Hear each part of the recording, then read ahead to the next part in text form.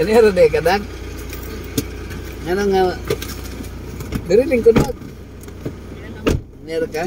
Ano nga dugay man mo? Pagkon kindi no. Anong dugay man mo? Nagpaabot ra man din mo dito bog? Lance bag, Lance. Yan na. Nagpaabot ra dito bog? Sige, ampot ta bog. Ito. Gracious Lord in heaven, we continue committing our lives to you. Please keep us from harm and danger as we are going home. In Jesus' name I pray. Amen. Di ko li po dahil kadayan bog. Ano ito dahil kadayan sa office? Tingnan ko.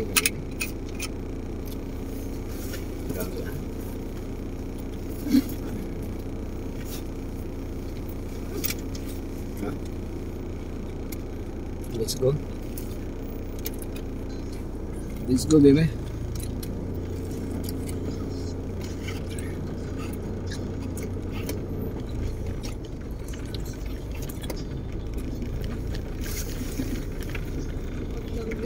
Vaccination center sa buong bansa.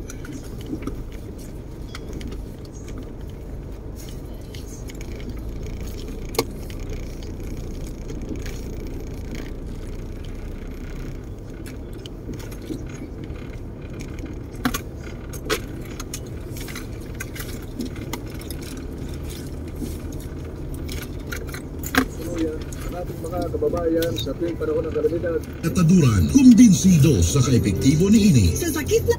Transition gikan sa mga driver na maapektuhan. Diba? Ang sektor na maapektuhan sa modernization project, giayudahan na through CSWDO, DSWD, City Government of Davao, diseminar na ni mga driver na bawadaan o apektuhan kung panahon na doon na bus, modern bus nga mo biyahe sa Davao, pero nabuguro magyapon ng pag-rin kaya Wala. Tanag sa kyanan. napunduhan na gikan lang sa local fund. Ang budget na higala sa modernization sa ato ang modern bus, tinahanlan siya og support gikan sa national government agency. Problema ko naman mga higala, apil man ang mga major project na to sama aning modernization sa public transport, apil mga higala ang kaning biyahe bitaw sa kanina railway project na to from Davao, Digos, Tagum, Davao, Digos, untak na train na to sa railway project. Wala namang budget din mga higala sa national government.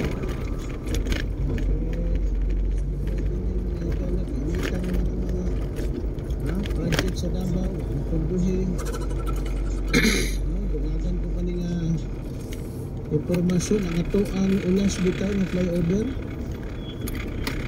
Gibutlag ni Sergio Ortiz. Mamalangan ang proyekto mga higala sa DPWH.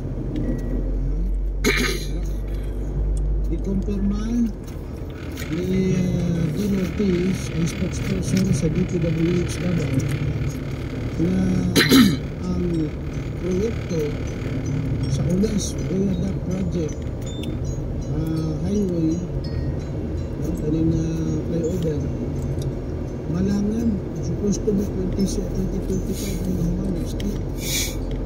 Sumala pa ni DPWH spokesperson Dean Ortiz.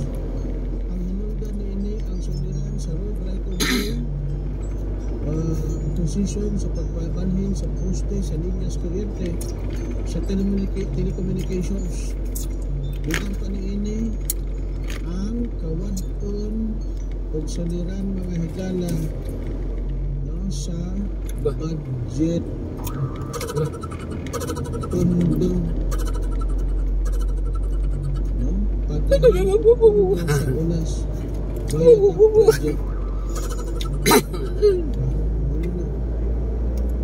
Supposed to be 2025 na flyover dito din sa ulas. Mga karuptap ako rong gikaan. May break ko na alas 12 karon. By this time alas 12 city karon. Akong gihatod si Jandol Cordero Hersaba o si Lance Hersaba sa Bandal.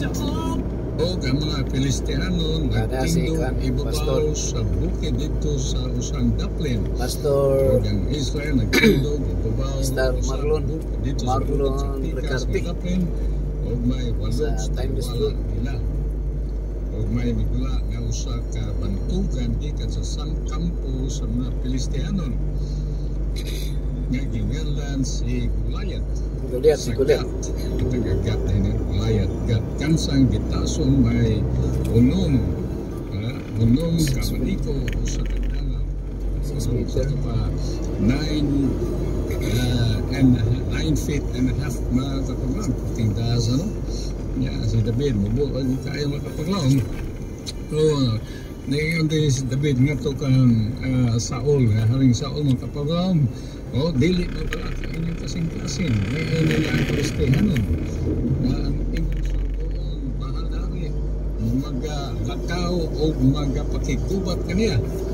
O si Saul makapaglaom, may balibad, may gamay kayong bata. Si David, gamay kayong bata, o niya ang iyang kaakbang si Goliath nga 9 feet and a half. Pero wala niya mga kapaglang, ang nindot lang kay wala di-compare ni David ang iyang kaugalingon ngadto kang Goliath mga kapaglang. Iyahang di-compare ang Diyos ngadto kang Goliath nga giant mga kapaglang. So dini atong pasaran this is another giant mga kapaglaom. Pero dini ato ang masaya mga kapaglaom, tanaon sa nato ang kahimtang sa mga Israelitas nga gikan sila sa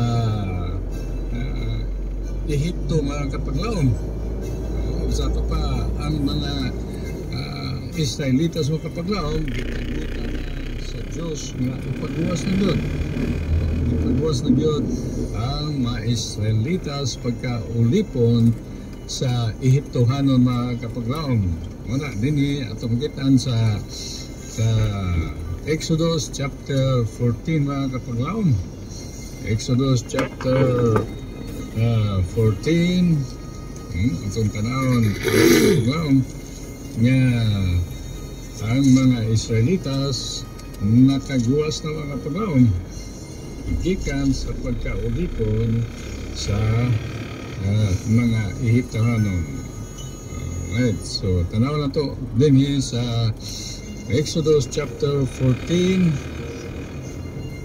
verse 10 mga kapaglaom.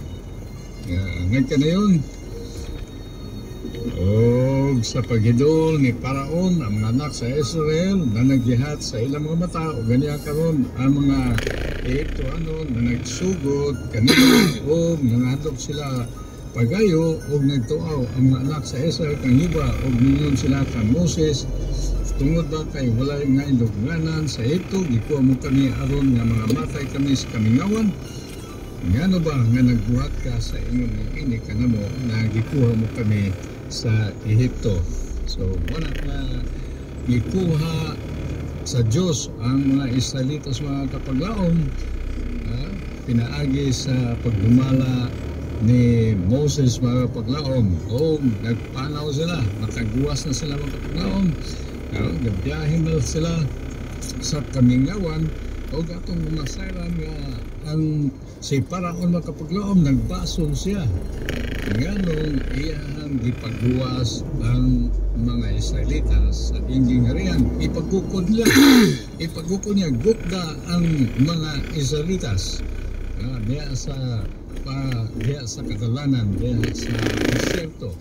So nato pa ang mga Israelitas mga kapaglaom naningkamot pod nga ilahang makuha ang mga Israelitas para ibalik sa gingharian sa Ehipto. Pero nagkayon rin si ang Diyos naging kay Moses, do not be afraid, stand firm and you will see the deliverance the deliverance the Lord will bring you today. The Egyptians you see today, you will never see again. The Lord will fight for you. Ang Diyos mo ay makigubat alang kanimo. Ang imuhang himulan kamo magbarog lang. Stand still. So atong masaran nga si Kristo iyang gidala ang pagluwas sa mga Israelitas mga kapaglaom.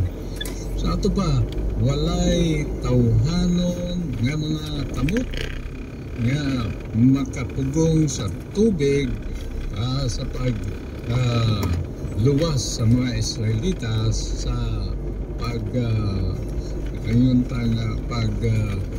agi nila diha sa tubigon nga dapit na kapaglaom. Sumuna nga ato makita na ang there is a great miracle nga gihimo sa Diyos alang sa mga Israelitas mga kapaglaom. Ang tubig nagkinahinay o katunga mga kapaglaom. Ato makita nga ang maong tubig nga hinahinay o katunga o there is a great miracle ahead nga giluwas yun. So nato pa, there's nothing impossible with God mga kapaglaom. Kung naatay mga problema sa atong kinabuhi, kung ato ang itugyan sa Ginoo ang tanan, atong isampit ang Ginoo, siya maghatag o kasumbaran. Naay mga balatian, naay problema sa sulod sa panimalay, ang bana, asawa, mga pamilya, o problema sa negosyo, o problema sa bayranan sa hospital, o unsa pa mga problema mga kapaglaom. The Lord will help us anytime mga kapaglaom if we ask He to solve ang problema mga kapaglaom. So muna nga din ang Ginoo gyud nagpatigayon mga kapaglaom, naghimo gyud og nauga ang maong ang yuta sa Red Sea mga kapaglaom. The Egyptian kadihang ang mga Israelitas, mga nagdalaw, grabe kayo, hinay kayo ilang lakaw mga kapaglaom dito sa tunga sa Red Sea, sa ugang lugar kapaglaom. Na-divide naman ang tubig, naan mga ilang mga asno, na ilang mga bata, mga so tabok sila ni anang Red Sea mga kapaglaom. O ang mga nagkabayo ng mga sundalo ng mga Ehiptohano mga kapaglaom, layo pa sila, gupod sila, distansya pa kayo sila mga kapaglaom. Pero yan ang panahon na hapit na makatabok ang mga Israelitas mga kapaglaom dito sa Pikas Tampi. Sa kaya nakatabok na ang kanang mga bata, ang mga ilang mga asno, mga naghan pa ng mga kanding o mga karnero, ilang gibit-bit, nagyan pa kayo binandol ng mga ilang dalang mga kapaglaom nang tabok sila mga kapaglaom, naluwas sila gikan sa tabang sa Ginoo. Yan ang panahon na magguko na ang mga nagkabayo ng mga karwahe, ng mga Ehiptohano mga kapaglaom. Saman ang maong tubig naghinay-hinay, nagkabalik, antod nga saman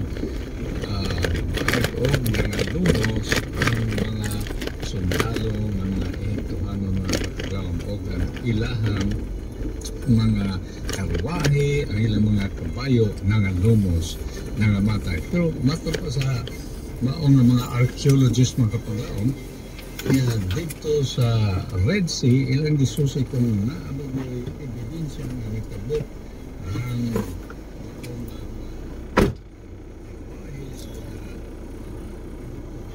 Egyptians mga kapaglaom o nadiskubrihan